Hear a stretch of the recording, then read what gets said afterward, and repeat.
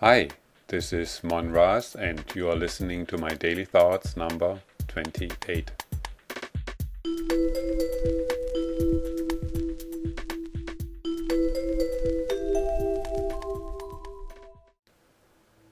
Today's reflections are about wars in the name of.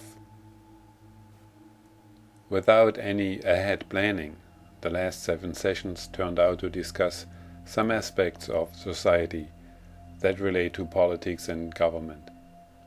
Although I intended to talk about body and health today, in order to complete the row, I will dedicate 2 more daily thoughts to democracy, and then, after the review of sessions numbers 21 through 29, give it a fresh start with rather non-political issues in DT-031. So let's continue a little bit with yesterday's topic, democracy. Ideally, in a democratic system, the power to govern lays in the hand of the people, and ideally, the democratic system should prevent any dictatorship to rise. What can be stated, however, is that the democratic idea of power in the hand of people is very remote from being true. It starts out with the opinion-building machinery of the media, which is in the hands of a few powerful private and clerical entities. This fact alone is reason enough to declare death of democracy. But wait, there is much more, such as the opinion-building machinery of lobbyism, paid by the banks, insurances and industries to work for them, and they do so by heavily influencing, even blackmailing the representatives of the people to pass laws in their favor and against the good of the people. This fact alone is, again, reason enough to declare death of democracy. But wait, there is much more, such as the governmentally organized and unresponsible and often unsurmountable indebtedness of the countries, which causes a big portion of the taxpayers' contributions to be wasted in interest payments for decades to come, instead of providing relief and help in the areas of real need. This fact alone is, once again, reason enough to declare death of democracy. But wait, there is even more, like that the representatives, by themselves, team up, plan, organize, and execute capital crimes of magnitudes that are unheard before, and unimaginable to sound human beings, and that are to the detriment and death of their own soldiers and citizens. This fact alone is, one more time, reason enough to declare death and complete defeat of democracy. The word democracy still exists, but has no longer anything in common with its true meaning. Democracy today is to be described as disguise of a worldwide dictatorial system, with only one goal: to empower their owners and enslave everybody else. The very system that was invented a long time ago to prevent dictatorship from rising is now the very tool that is used to establish dictatorship on a global level. Ladies and gentlemen, this is, and I am truly sorry, not a comic show, but every country in the world that is not yet free, in the sense of allowing this so-called democracy to be established, will be declared war, sooner or later, be it an economic or real war. Of course, it will be done in the name of national security and preemptive striking, of human rights, freedom of speech and freedom to vote, and war in the name of God, when it is in fact nothing more or less than the declaration of an all-out war of a totally corrupt, yet very modern dictatorship, ignoring any other values and principles, except one, and that is money equals power and control. If you are worried about your future and the world that awaits our children, it is about time to wake up. Nobody can tell for sure if this train can be slowed down, stopped and reversed in course. But one thing is sure, that you are the one who delivers the very fuel this train runs on, and I'm talking money. Yes, you can also and still vote, and by that influence to a small degree maximum load speed and direction of the train. But look at the time frame.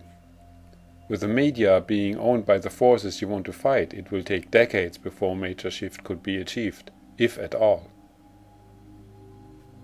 The most powerful weapon you have in hand are the greenbacks in your wallet, and those in power are afraid that you, as a group or society, become aware of it.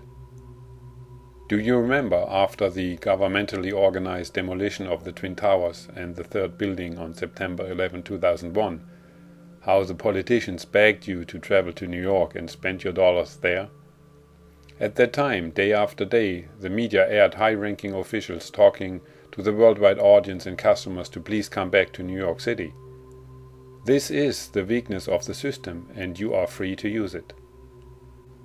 Instead of going to the election booth every 4 years, now you can vote several times a day whom you give your vote. Every time you open your wallet, write a check or use your credit card. In other words, every time you are ready to contribute to the fuel of the huge train. Take a breather and think for a second or two who you are going to support with your dollars. Here are a few general guidelines. Don't buy anything you cannot fully pay for in cash. Period.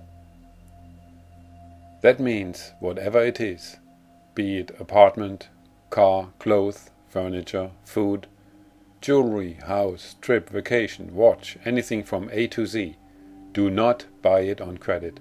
Never, ever. If you stick to that one rule, then you have taken care of the biggest trap in your life, of the great risk of becoming a slave of the banking system. The bankers make out the biggest powers in the world, and their power comes from your dollars. You don't buy on credit, their power ends. It's that simple. So take the handful of credit cards and see if they will blend, or run them through the shredder. Celebrate the day because you gained back some of your freedom. Now that you have freed yourself somewhat, do the next step and get rid of all the discount memberships you are in. You think you get something for free? Think again. The companies offering these memberships have done their homework. They know exactly what they are doing, and they know exactly what you are doing when you are a member. Don't share control of your life with others and see if these membership cards will blend too. Congratulations, you are now well on your way to freedom. And here are a few more guidelines if you are ready to become a freedom fighter. And by the way, the presidents in your wallets will help you fight the good fight. If you fill up on gas, for instance, or do your grocery shopping, every time you are ready to open your wallet, think again to ensure that you really want to support the store or company that sells what you seek with your dollars. On a last note, and in reference to my daily thoughts number 7 and 8, time and things respectively, I would not buy anything that I don't actually need. Every little thing you own just complicates your life. If you want to keep it simple and straightforward, if you want to stay flexible all the time and able to actually enjoy the short time in this life, only buy stuff you actually need. For today, I thank you for your time. May the higher spirit help us evolve. Until the next daily thoughts, yours truly, Rasz.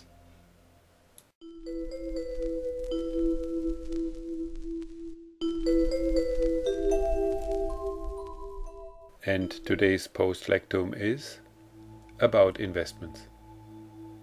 What to do with all the money you have sitting in your bank and investment funds? The question boils down to what price are you willing to pay, long term, for the return on your investment. If all you are looking for is profit, then you are one of the passengers of that train I talked about earlier.